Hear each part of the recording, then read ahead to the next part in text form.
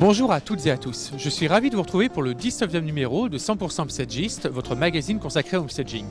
Comme l'an dernier, nous sommes sur le salon Rent, la grande messe annuelle des professionnels de l'immobilier, où nous retrouvons innovation et nouveautés, que ce soit le développement des data, les robots, les services, sans oublier évidemment les photos pro ou le homestaging. Au sommaire de l'émission, la réalisation d'un homestaging dans une maison à Montauban, la chronique de Mr H et notre invité, François-Xavier Duny, le président d'Imonote, l'immobilier des notaires. 100% homestagiste, c'est parti.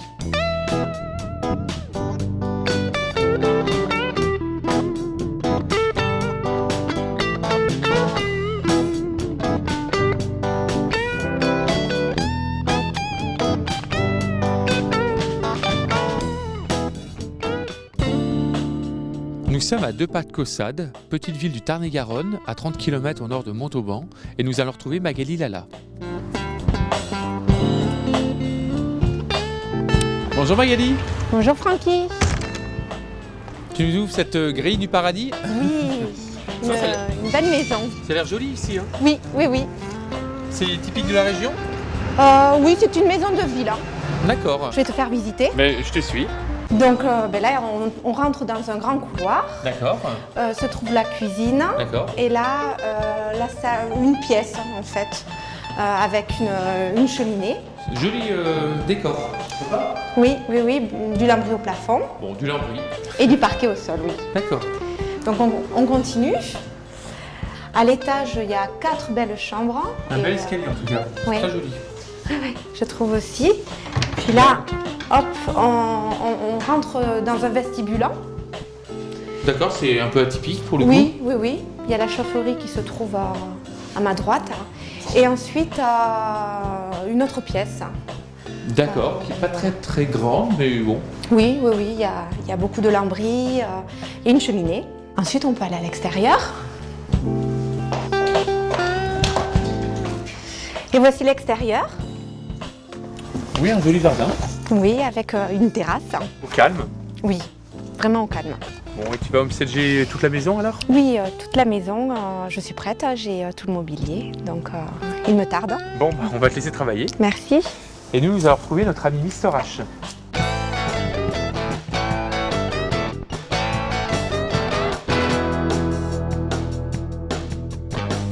Salut les biquets, comment ça va? Moi je vous cache pas que je suis un petit peu chafouin aujourd'hui. Ouais, parce que j'entends encore pas mal de bêtises circuler sur le homestaging. Comme toujours, les idées reçues ont la vie dure. Mais aujourd'hui, on va leur faire la peau. Enfin, celle sur le homestaging seulement, hein. Il y aurait trop de boulot sinon. Idée reçue numéro 1, le homestaging, c'est des travaux. En homestaging, on sortira pas la masse pour casser les murs et on n'ouvrira jamais un pot de peinture. Tout se joue dans le réaménagement plus vendeur de votre baraque. Idée reçue numéro 2, le homestaging, c'est toujours à la charge du proprio. Eh ben non, pas toujours.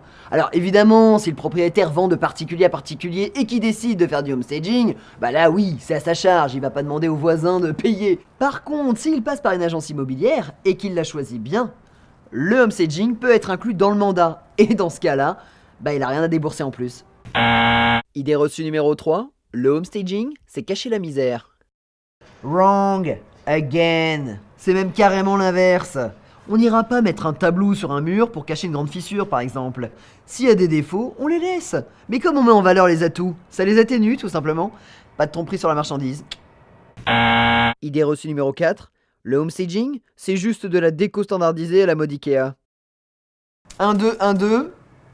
Alors c'est ni de la simple déco, ni du standardisé. Premièrement, homestagiste c'est un vrai métier, donc il n'a pas besoin de se prétendre décorateur. Et deuxièmement, le homestaging est toujours différent et adapté au lieu. La plupart du temps, on utilise même vos meubles. Alors bon, c'est quand même pas du copier-coller quoi, ça raconte une histoire. C'est fou ça quand même. Idée reçue numéro 5, le homestaging, ça permet de vendre plus cher. Ne rêvez pas, hein. Le homestaging permet de vendre, c'est déjà pas mal. Plus vite, oui. Au prix du marché, oui. Plus cher? Non. C'est pas de la magie, hein. Et ben voilà, maintenant que vous savez tout, je vous laisse propager la bonne parole. Allez, ciao ciao. Cette chronique vous a été présentée par WeFlash. Reportage photo en un clic. WeFlash, c'est plus de 2000 photographes professionnels sur weflash.com.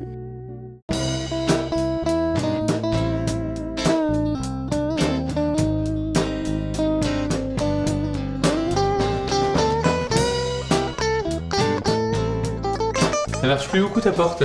Oui, je suis en train de la retirer parce que j'ai fait le choix de faire le salon dans cette pièce, mais cette pièce est un peu petite. Je l'ai liée au vestibule d'à côté et comme ça les acquéreurs pourront se projeter plus facilement dans un salon plus grand et peut-être faire le choix de casser cette cloison. Voilà. D'accord.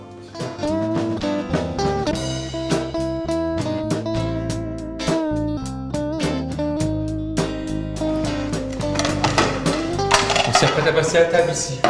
Oui, j'ai effectivement choisi de faire la salle à manger dans cette pièce parce qu'elle se trouve juste en face de la cuisine. D'accord. Ensuite, j'ai opté pour du mobilier contemporain pour toucher une clientèle plus large.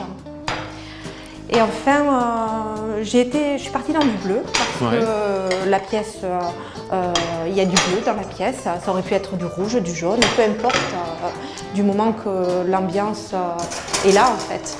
D'accord, en tout cas c'est une jolie ambiance. Merci.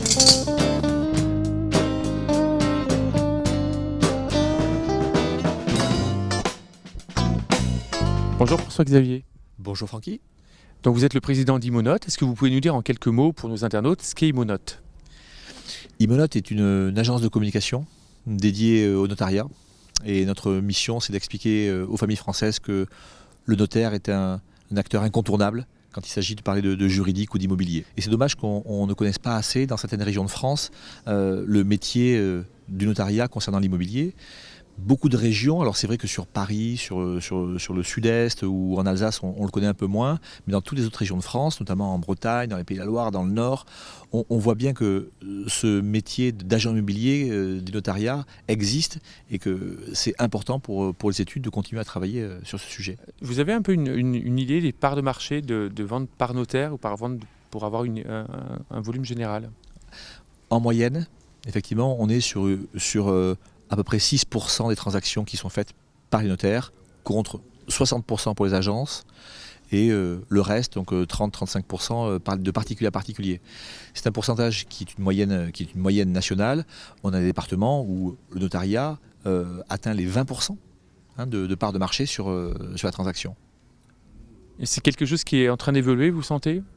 Oui, absolument. Les effets de la loi Macron sur la libéralisation de la profession, avec davantage de notaires qui s'installent, je crois que le notariat a envie et va se positionner comme un acteur majeur dans l'immobilier dans les années qui viennent. Justement, vous venez de faire un séminaire avec 2 jours de formation pour des négociateurs immobiliers d'études. Il y avait une session notamment sur le home staging, sur les photos pro, la valorisation immobilière. Est-ce que vous pensez que c'est vers ça qu'il faut aller? Bien sûr. À partir du moment où on se positionne comme un acteur majeur, il faut qu'on puisse proposer à tous nos clients d'avoir les meilleurs outils pour vendre mieux et le plus vite possible. Le home staging fait partie d'une stratégie pour vendre un bien, de pouvoir mieux présenter un bien, de pouvoir se projeter dans un bien nouveau. Et évidemment que ça fait partie des éléments qu'on doit pouvoir proposer à nos clients pour qu'ils puissent mieux vendre leurs biens. Très bien, merci beaucoup François-Xavier. Avec plaisir. Cette rubrique vous a été présentée par ImmoAdvisor, site d'avis clients certifié. ImmoAdvisor, c'est déjà plus de 100 avis clients sur le travail des homestagistes à retrouver sur immoadvisor.com.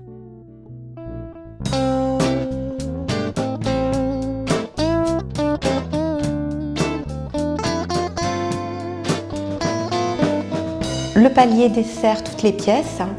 La première pièce se trouve être une chambre parentale que j'ai voulu dans un esprit nature pour valoriser l'esprit du parquet et de la cheminée de la maison.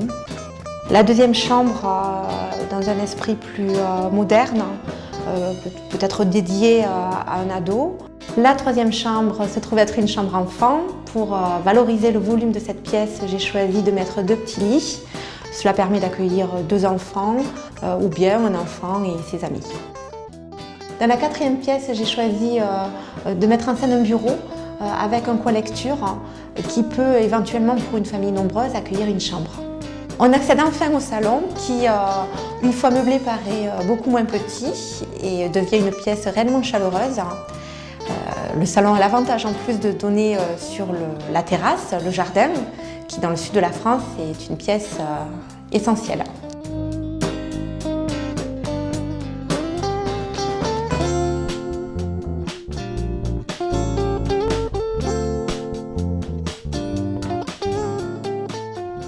Merci à Magali Lala, à François-Xavier Duny, aux homestagistes et à tous ceux qui ont contribué à cette émission. Dans la précédente émission, nous vous avions fait découvrir une belle maison en Normandie, à Caen. Eh bien, sachez que cette maison n'est plus en vente, puisqu'elle a déjà trouvé ses acquéreurs grâce au travail de Géraldine Châtelet et de Laurie Rivard. Quant à nous, nous nous retrouvons très vite pour une prochaine émission. À très bientôt. Allez, ciao.